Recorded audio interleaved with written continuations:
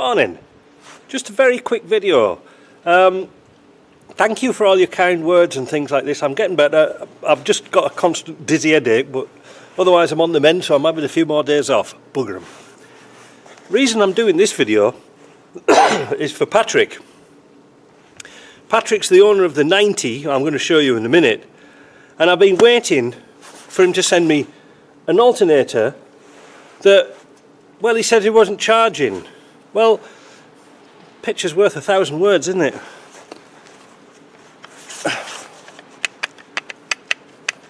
Maybe that's got something to do with it. What they've done is they've missed the pulley. There's supposed to be a spacer on here, and they've missed it out, and it's worn all the casting and everything, so that is kaput.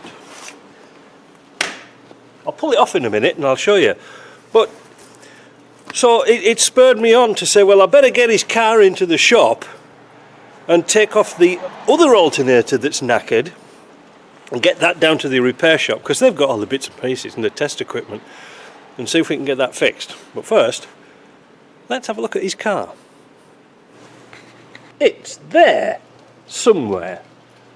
This weekend was a bit of a bugger. It was 35 centimetres of snow. It snowed again last night, and also it was minus 32.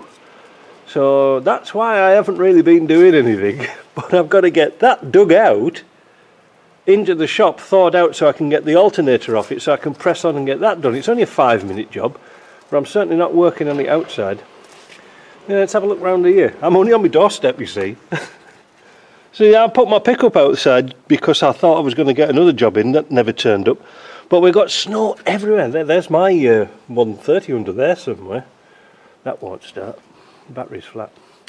Yeah, so we've had a lot of fun in the snow. So this is really just a quick video. Let's go and have a look at this alternator and see what damage there is. I was slightly wrong. I thought the bearing had gone. Here, I've got the pulley off. Look at the pulley. See? See how it's been all chewed up at the back and on here? It hadn't been tightened up. There is a spacer here, and that's the correct one, but you can see how it's undercut here. Oh, that's knackered, is that thing. Now, the thing is that I'm not sure if I can salvage. Well, we could bush this out. We could put a bushing in here. It's not a big deal. But I don't know. I'm going to try and get that spacer out of there. So I got the spacer out. But the thing is, it's been running very hot. You see the bearing's gone here, and of course with the fan sucking into the alternator, it's sucked all those metal particles inside the alternator. I have some pulleys, but they're all the wrong diameter. You know, that's what it should be. That's the diameter. You see, there's two different types, and I have a smaller one, but it's not right. So, sorry, Patrick. I could send this away to get fixed, but they're going to charge you just as much as another alternator. Alright, so I'm going to pull that car in, pull your alternator off, take it out to the shop. By next week or later this week they should have it fixed.